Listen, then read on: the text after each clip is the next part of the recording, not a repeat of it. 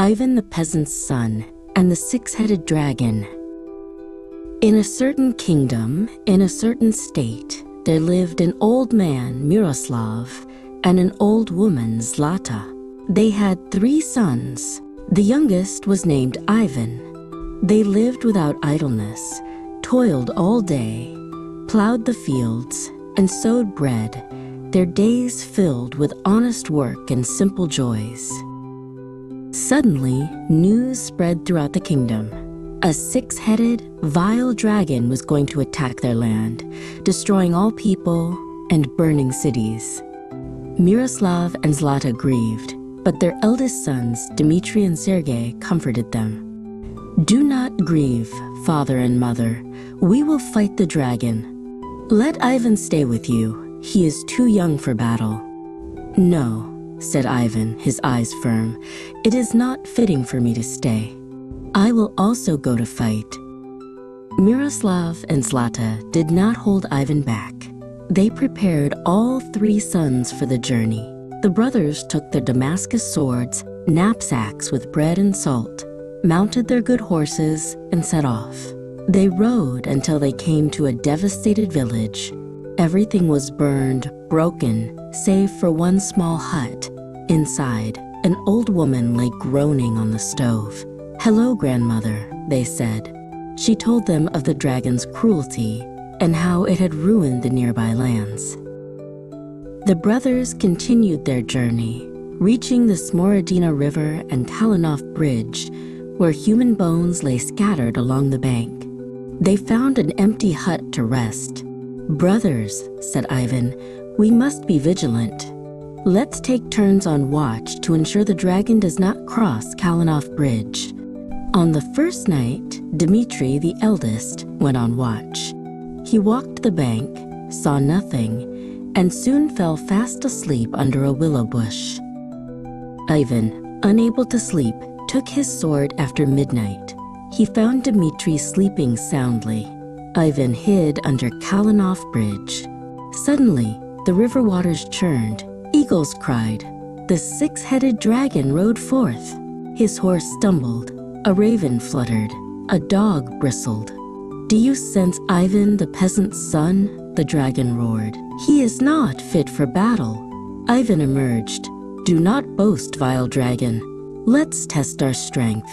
They fought fiercely, and Ivan, with one sweep, cut off 3 of the dragon's heads, then the remaining 3.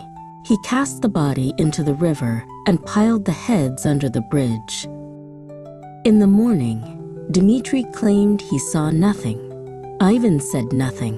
On the second night, Sergei, the middle brother, went on watch. He too soon fell asleep. Again, Ivan took his sword and stood guard. The waters agitated, eagles cried. The 9-headed dragon appeared. Its horse stumbled. Raven fluttered. Dog bristled. "Ivan is not fit for battle. I will kill him with one finger." The dragon boasted. Ivan jumped out. "Wait, 9-headed dragon, let's fight." Ivan cut off 6 heads, but the dragon struck, driving Ivan to his knees. Ivan threw earth in its eyes, then cut off the remaining heads. He cast the body into the river and piled the heads under the bridge. The next morning, Sergei also claimed to have seen nothing. "Come, brothers," Ivan said. "I will show you the flies and mosquitoes that fly here." He led them under Kalinov Bridge, revealing the piles of dragon heads. His brothers were ashamed. On the 3rd night, Ivan prepared for the most terrible battle. "Brothers," he instructed, "do not sleep. When you hear my whistle, release my horse and rush to my aid." As midnight passed, the earth shook, the river raged, winds howled. The 12-headed dragon rode out. All 12 heads whistled fire and flame. The dragon boasted, "I will just blow, and not even his dust will remain." Ivan emerged. "Wait to boast." Ivan cut off 3 heads, but they grew back. The dragon drove Ivan to his knees. Ivan whistled and threw his right glove, then his left, and finally his hat into the hut. each time breaking something. Only then did his brothers wake, hearing Ivan's horse neighing loudly. They rushed to the stable, released the horse, and ran to Ivan's aid. Ivan's horse arrived, kicking the dragon with its hooves. While the dragon was distracted, Ivan climbed out of the ground, aimed, and cut off the dragon's fiery finger. Then he cut off all 12 heads, one by one, and threw the body into the Smorodina River. "Oh, you sleepy heads," Ivan said to his arriving brothers. "Because of your sleep, I almost lost my head." After resting, Ivan went back to the Smorodina River, crossed Kalinov Bridge, and crept into the dragon's stone chambers. He listened at an open window. Inside, 3 dragon wives and their mother, the old dragoness, were plotting revenge. The eldest would turn into a well to burst them, the second into an apple tree to tear them apart, and the third into a carpet to burn them. The dragoness approved, vowing to swallow them herself if her daughters-in-law failed. Ivan returned to his brothers. As they rode home, the day grew scorching hot. They saw a well. "Let's drink," his brothers urged. "It's unknown water," Ivan replied, and chopped the well with his sword. It howled, and a fog descended. Later, they saw an apple tree laden with rosy apples. His brothers rushed to pick them, but Ivan ran ahead, cutting the tree. It shrieked. Finally, they saw a soft carpet with silk pillows. "Let's rest," his brothers exclaimed. Ivan threw his sash on it.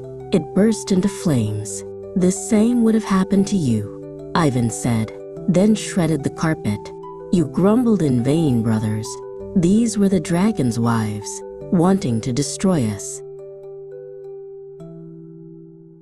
Suddenly, the sky darkened, the wind howled.